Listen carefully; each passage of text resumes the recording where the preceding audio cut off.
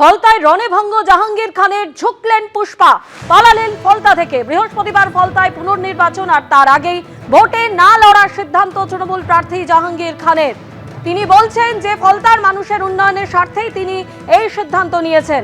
একেবারে মনোনয়ন প্রত্যাহারের শেষ দিন পেরিয়ে যাবার পরই ভোটে না লড়ার সিদ্ধান্তের কথা জানালেন তৃণমূল প্রার্থী জাহাঙ্গীর খান।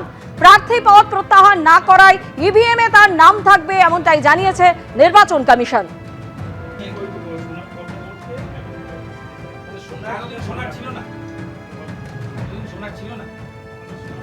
আমি ফলতার ভূমিপুত্র।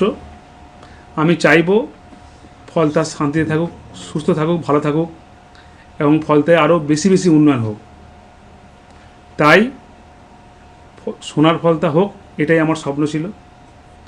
তাই আমাদের সম্মানীয় মুখ্যমন্ত্রী ফলতা উন্নয়নের জন্য স্পেশাল প্যাকেজ দিচ্ছে। সেই জন্য আমি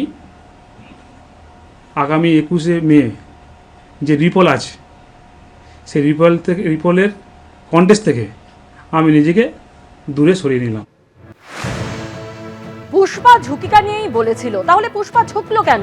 দলের জন্য ভালো বিজ্ঞাপন নয়, এই এলাকা তো দলের সর্বভারতীয় সাধারণ সম্পাদকের এলাকা, তিনিই ভালো বলতে পারবেন। প্রতিক্রিয়া তৃণমূল কংগ্রেসের মুখপাত্র কুণাল ঘোষের।